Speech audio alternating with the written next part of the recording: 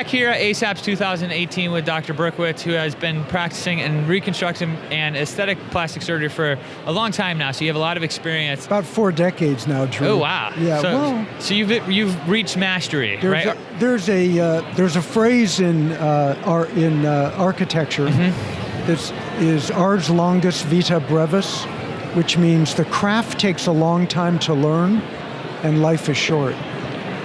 And you don't really know anything until you've really done it for a long time. Then you really gain experience, not just technical experience.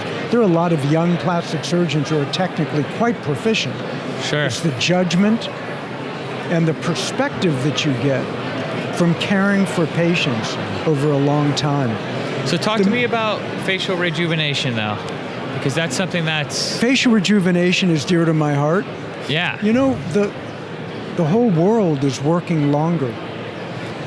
People who thought, they might have thought they were going to retire in their 40s or 50s are now working much longer, especially where I live in Silicon Valley. We're in an area of the country that demands youth, and that you always look tidy. Now, they dress down, but they dress down in a very tidy manner. Steve Jobs, it was always a crisp black turtleneck. He probably had, I don't know, a few hundred of them.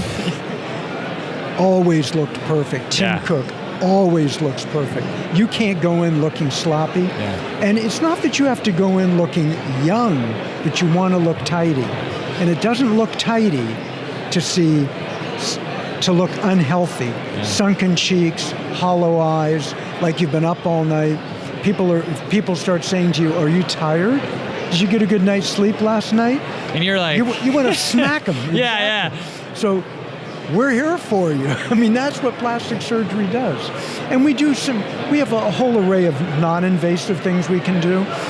Fillers and neuromodulators, that Botox,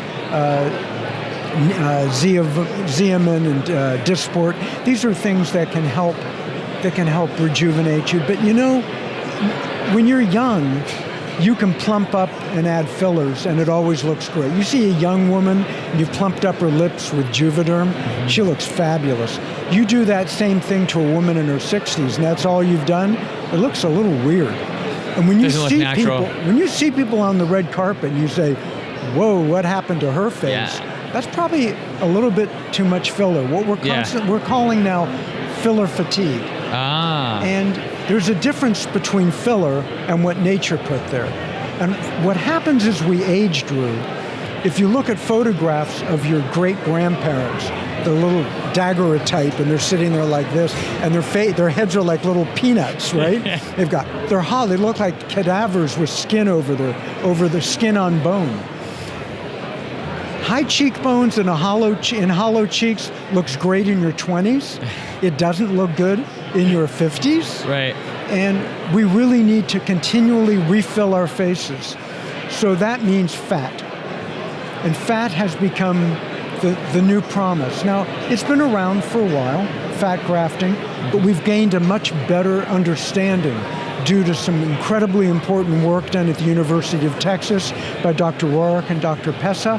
They've shown where these fat compartments are that fill our face. So where you put that fat matters. So we're learning, where do you put it? How much do you put? What looks natural? Then a little bit of tightening, not a lot of tightening. I'd say that the concept of the facelift as we used to know it as a two-dimensional procedure. It was good at the time, but it often looked unnatural and stretched. But for patients in their 50s, there's nothing better than a mini lift and some fat grafting. A woman in her 40s, if she still has a pretty good neck, you can probably get by just with fat. By the time you reach your 60s and 70s, you might need to be considering a little more extensive surgery. But even those procedures are becoming less invasive, more focused, less damaging. We're trying to minimize the stigmata Scars that don't show, don't change the hairline. Yeah. That's the key. You don't want to change the hairline. If you have one. If you have one. Well, even more importantly for men. Yeah. But, keeping things well concealed and looking natural. You want to look the best for your age. Yeah. So our practice motto is at Aesthetics, which is the company it's a partnership that I founded with my partner, Dr. Kamakshi Zeidler. Our motto is, you only better. So when you get done with whatever we do, no one should say, what happened to you? They should say, Marge, you look great. That's what we're after. Beautiful. I love it.